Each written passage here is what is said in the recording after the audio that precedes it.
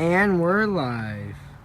All right, welcome to sunny Winter Haven, Florida. I'm Lane Dog Bowers, and we're doing a live video that I promised you guys I'd do a follow-up on. And this is about, we did a video about backwards barefooting and tips for your back barefooting. And one of the things I mentioned that's super helpful is if you guys take a handle and a rope and get a pulley system with a weight. Yeah, Peyton, move that chair out of his way. Just pick it up and move it out. I got my boys here, my ninjas, helping me. All right, Zane, go and show them the setup here real quickly.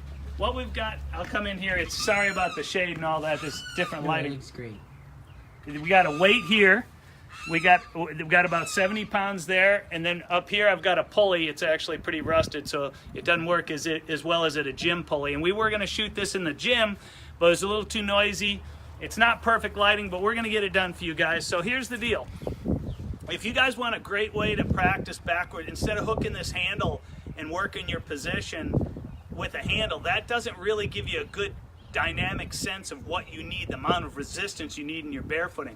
So this is actually a little bit light. I think you could handle a little more weight. If I was in the gym, I'd probably put maybe 100 pounds or something like that on it. But what we're doing right here and right now is I'm going to pull on this weight, and it's going to pull it off the ground. Hopefully I won't drop it in the water.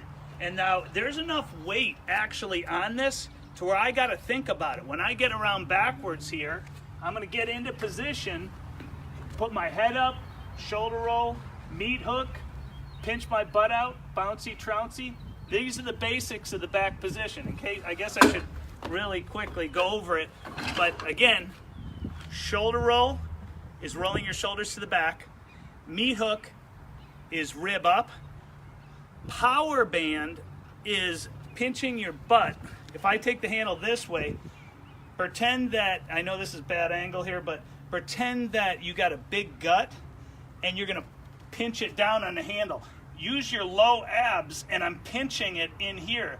That amount of pinch that's required here to hold that pushes your butt into the handle. Now, what really helps on this is the glide is just your feet flat, but in back barefooting, what you want to do is you want to make sure if you drop a plumb line from the edge of my butt when it's sticking out, you do not want to practice with your butt right over your heel. So I'm going to pull this weight up again, and then what it should look like if I'm doing it right is it should look like my butt is over kind of my toes instead of my heel. So I'm going to pull it up. All right, so I got a little bit of weight on there. Where's my butt, Zane? Is it about over my midfoot? Yep. Okay, so that's where you want it to be. So look, head up, shoulder roll, meat hook, and now here's the bouncy trouncy. You want to learn to use your soft knees and ribs. Don't be so tight in your back barefooting that you can't hold a good position. But with this setup and with this weight pulling on me, if I let my butt go too far that way, if I had even more weight, it would simulate more of a back barefoot fall. So what this will help you guys do in your practice is get enough weight, enough resistance, so you have to lean away. Now let me show you what I don't want you to do. I'm going to pull the weight up. What I don't want you to do is try to deal with the resistance, the extra weight, by going low like this or straightening out your legs straighter like that. I want you to stay soft knees, butt should be rough. I'm leaning away. There should be enough weight on it so that if I give up, it feels like I'm going to get pulled out the back. Now, as long as you're here, set up, head up, shoulder roll, meat hook, butt pinch, bouncy trouncy. Notice my wrists are not flexed like I talked about the cobra thing on the last one. My wrists are straight. Watch this. This is not good. And if you're doing surface turns, we might pull it into here. But for regular back barefooting, straight wrist, don't waste too much energy in your grip. Once you get set up here, you might as well practice setting up for 1 foot. Or this is the same setup that it would take to do back slalom. So what you want to do is get set up with the right resistance. Practice shift your center line, your head, your spine, the center of your hips over the foot that you're going to stand on. Then practice going the other way. Weight over this foot. That looks easy on dry land, but on the water, most people have a very tough time with that. So practice shifting your weight this way, shifting your weight this way to where, and here's how you know if you have enough weight on it. If you're shifted over enough to where this foot is light enough to pick it up, then you've got enough weight shifted. So practice that. I got to lean into it again because it's pulling me out the back. Head up, shoulder roll, meat hook, shift my weight over, turn my hips and handle. So now just barely my toe is on the ground, and then I lift up, and notice my head is on the horizon.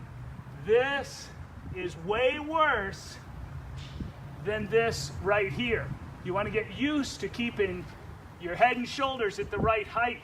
Try and keep your jawline parallel to the water. Don't let it go down. If you're bent over so low that your chin's at that angle, even if you're looking up with all your might and your head's pinched back as much as it can, it will never be in the right position. So anyway, give this setup a try with a weight, the pulley, and a rope, and see if you can, guys, if you can set it up so that it actually feels like you got to work on your balance.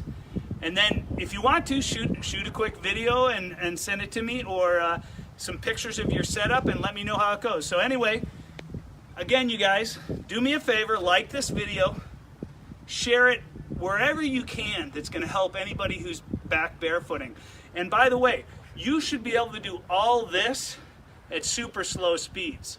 If you're a very good back barefooter, this doesn't have to be done at high speeds. And in fact, for most of you, I recommend that this be done in low 30s. Not the 1 foot part, but shifting your weight until you can do runs without, if you're falling, slow down.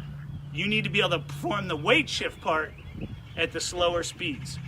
So do me a favor, share this all over the place with anyone who you think I could help them, and like the video, and go to thefootersedge.com, leave us your name and email, and we'll give you my free ebook on how to be the best barefooter on your lake. God bless you guys, and have a great day.